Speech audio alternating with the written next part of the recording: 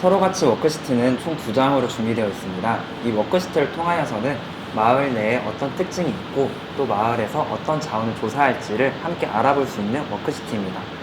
먼저 워크시트 1의 경우에는 우리 마을의 장점, 그리고 우리 마을의 단점, 그리고 나는 누구인지에 대해서 쓸 수 있게 되어 있습니다. 이것을 통하여서 각자 어떤 마을의 장점과 단점을 가지고 있는지를 알아볼 수 있는 워크시트입니다. 먼저 내 이름을 맨 위에 쓰게 되고 그 다음에 나는 어떤 마을에서 왔는지 쓰게 됩니다.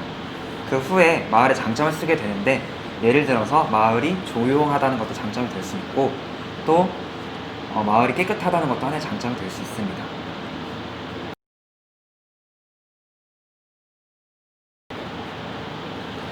그리고 우리 마을의 단점으로는 마을이 조용하긴 하지만 서로 인사를 잘 안 하는 것 같다라고도 쓸 수 있고 또한 골목길이 구불구불해서 좀 다닐 때 위험하다라고도 쓸 수 있습니다. 이처럼 단점과 단점은 어떤 형식의 구분 없이 자유롭게 생각나는 대로 쓰시면 됩니다.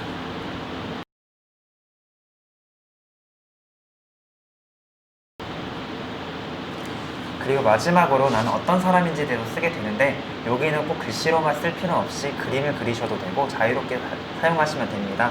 이것을 통하여서 오늘 이렇게 모인 인원들이 서로 어떤 사람인지를 알아가는 데에 또 좋은 효과를 줄 수 있습니다.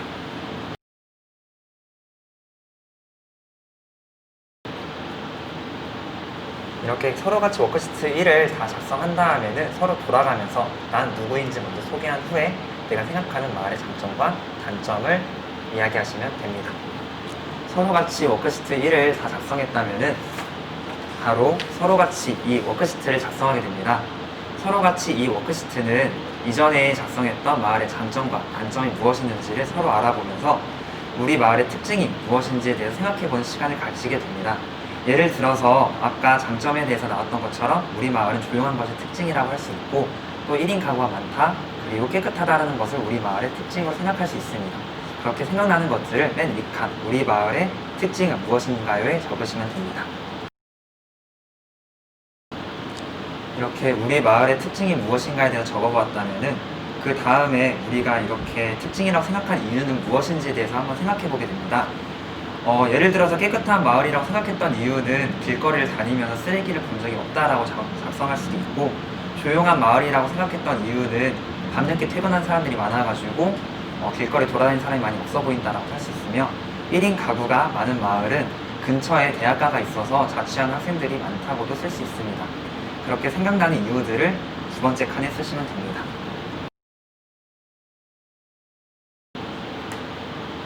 우리 마을의 특징이라 생각한 이유가 무엇인지까지 작성했다면 마지막으로 우리 마을의 특징을 확인할 수 있는 방법은 무엇이 있을까요를 적어보게 됩니다.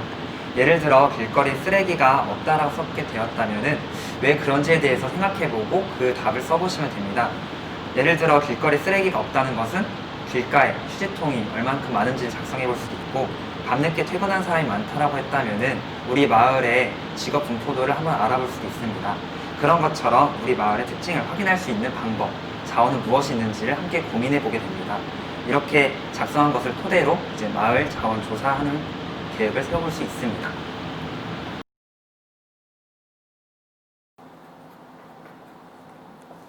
마을 자원 선정 워크시트는 마을 자원 선정 워크시트 조사목 선정지와 함께 이용하게 됩니다.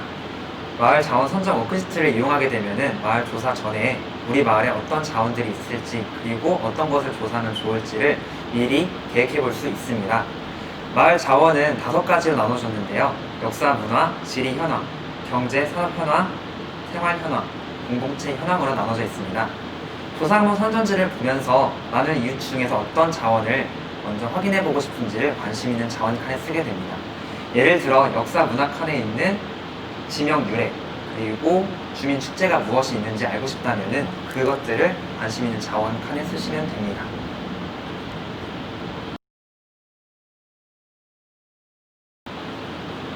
이와 동일하게 지리 현황, 경제 산업 현황, 생활 현황, 공동체 현황에도 각자 자신이 관심 있는 자원들을 쓰시면 되시고요. 그 후에 자원 조사 방법을 선정하게 됩니다. 지명 유래와 지역 주민 축제 같은 경우에는 보통 문헌조사가 많이 이루어지게 되는데 인터넷을 통해서 우리 마을은 어떤 지명의 유래를 가지고 있는지를 찾아볼 수 있습니다. 그렇게 내가 생각한 자원 조사 방법을 이 칸에 적으시면 됩니다. 이렇게 자원 조사 방법까지 작성한 후에는 마지막 칸인 기대 효과를 작성하게 되는데요. 이 챕터 2 다음에 있어질 마을 회의 때 마을 주민들에게 이런 정보들을 주게 되면 어떤 효과가 있을지를 작성하게 됩니다.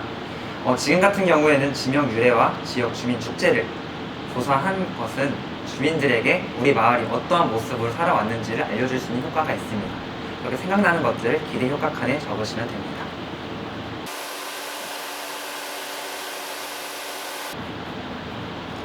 이렇게 기대 효과까지 다 작성하고 나면은 우리가 마을 조사를 하기 위해서 어떤 조사 방법을 선택해야 하고 이것이 어떤 기대 효과가 있는지까지 작성하였기 때문에 마을 조사를 하는 과정에 있어서 주제에 벗어나지 않고 올바르게 조사할 수 있는 데 효과가 있습니다.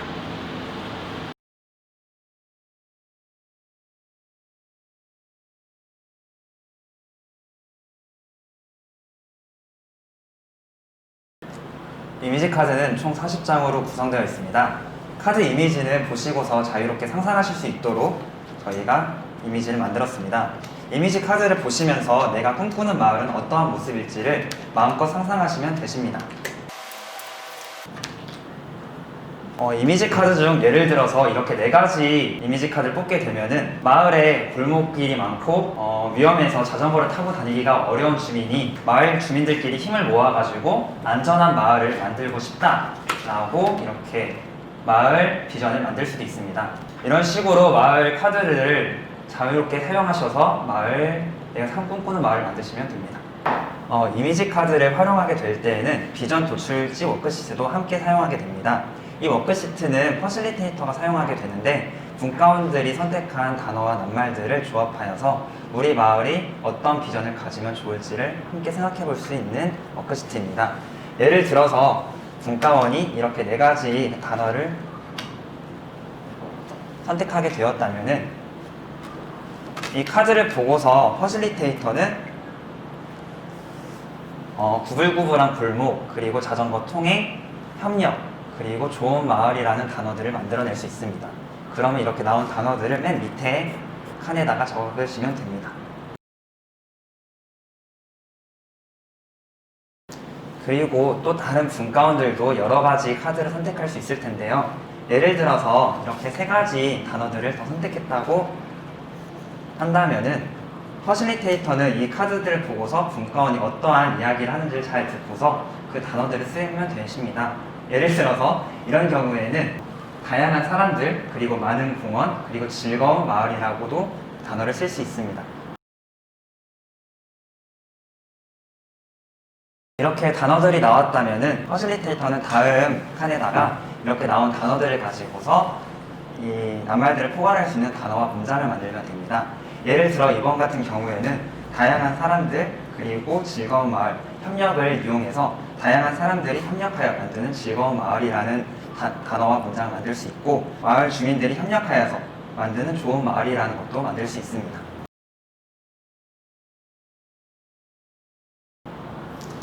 다음 단계에서는 이렇게 나온 문장들을 가지고 우리가 생각할 수 있는 마을 비전은 무엇인지에 대해서 함께 이야기해 보게 됩니다. 이번 같은 경우에는 문장들이 잘 나왔기 때문에 이대로 위제로 마을 비전으로 만들어도 될 수 있습니다.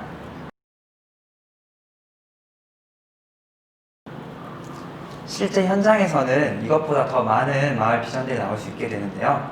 이렇게 됐을 때에는 분과원들과 함께 우리 마을에게 가장 필요한 비전은 무엇인지 함께 민원하여서 하나의 비전을 정하게 됩니다. 그리고 정한 비전은 마지막 칸인 우리가 정한 마을 비전이라는 칸에 적으시면 됩니다. 저는 많은 주민과 함께하는 좋은 마을을 마을 비전으로 적어보도록 하겠습니다.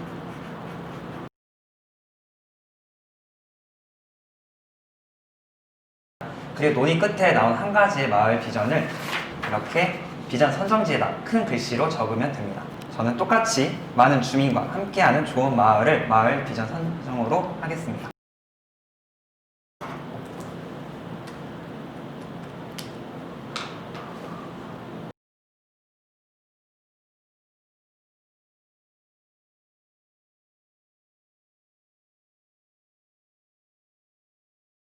마을 위제 카드는 5개의 카드 묶음으로 구분되어 있습니다. 각 카드는 평화, 협력, 환경, 번영, 사람으로 마을에 필요한 위제들을 가져왔습니다. 예를 들어서 환경 카드에는 이렇게 마을, 실천, 가치, 주민카드로 구성이 되어 있고 마지막에 하얀 카드도 10장이 준비되어 있습니다. 이 하얀 카드에는 만약에 주민이 원하는 단어가 없을 경우에 자유롭게 쓰셔도 되는 카드입니다.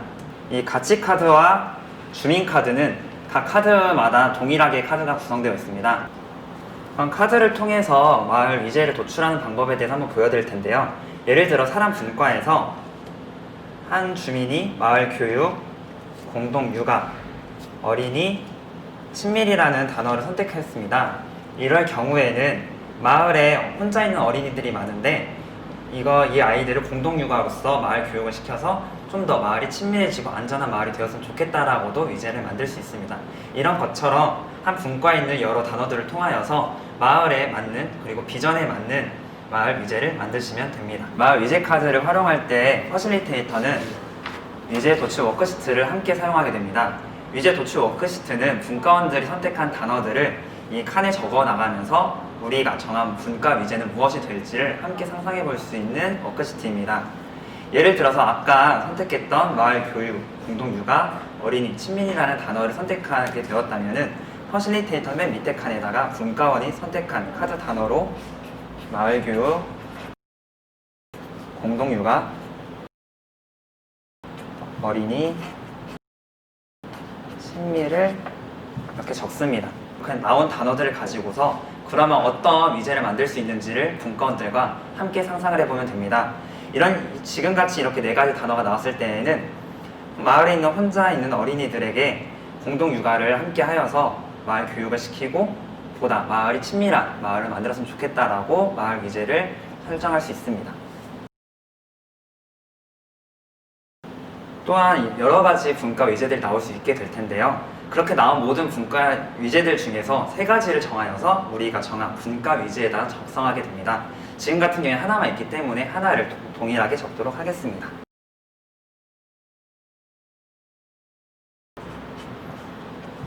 네, 이렇게 분과 위제가 나온 후에는 다음 단계 위제 선정 워크시트에서 이제 어떤 위제들을 우리 마을의 위제로 삼을지에 대해서 함께 논의해보게 됩니다.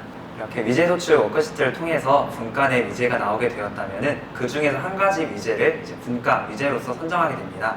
이때 필요한 워크시트가 위제 선정 워크시트인데요. 이 위제 선정 워크시트는 분과 내 위제 나온 개수만큼 작성하게 됩니다. 지금 같은 경우에는 한 가지 위제만 나왔기 때문에 그 위제를 주제 칸에 적으면 되십니다.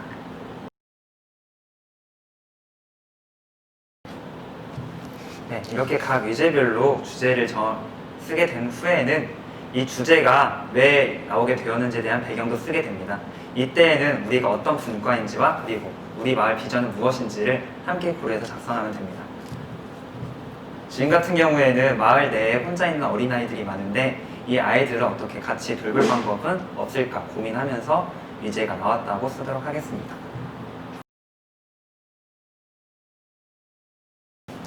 이렇게 주제 배경까지 쓰게 된 후에는 이 위제가 가지고 있는 장점과 그리고 단점이 있음에도 불구하고 이 위제를 실행해야 하는 이유는 무엇인지에 대해서 쓰게 되는데요. 이때에는 분과원들이 다 같이 각각 위제별로 어떤 장점과 단점이 있을지를 함께 고민하면서 쓰시면 됩니다. 지금 같은 경우에는 마을 안에서 공동육아를 하게 되면은 맞벌이 부부들은 아이를 양육하는 부담이 적어지게 되고 또 함께 공동육아를 하게 되면서 마을 간의 친밀도가 높아질 수 있다는 장점이 있습니다. 그리고 이 위제의 단점 같은 경우로는 공동육아 시설을 현재 구하기가 어렵다는 단점이 나올 수가 있고 또 공동육아를 하려는 부모가 있을지에 대해서도 먼저 고민이 필요하다고 단점이 나올 수 있습니다.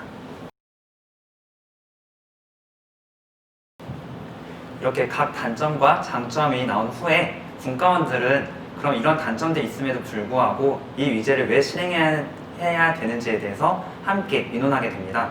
지금 같은 경우에는 단점으로 이제 공동육아를 실제 원하는 부모가 있을지에 대한 고민들이 있었는데 이럴 경우에 공동육아에 참여하는 부모에게는 그리고 교육을 진행해주는 부모에게는 실비를 지급해주는 방법을 선택하면 좋을 거라는 대안점이 나오게 되었습니다. 그렇게 나온 대안점들을 이 옆에 마지막 칸에 적으시면 됩니다. 여기까지 작성하게 되면은 각 분과별로 위제 개수에 맞게 위제 선정 워크시트가 나오게 되는데요. 그럼 이렇게 장점, 단점, 그리고 위제를 실행하는 이유를 보고서 이 중에 딱 한 가지 분과에서 가장 필요한 위제를 선택하게 됩니다. 그렇게 돼서 선택된 위제는 마지막 최종 결정 위제에다가 작성하시면 됩니다. 그리고 만일 이제 위제 선정되지 않은 위제 같은 경우에도 최종 결정 위제에다가 왜 선정이 되지 않았는지도 함께 적어주시면 됩니다.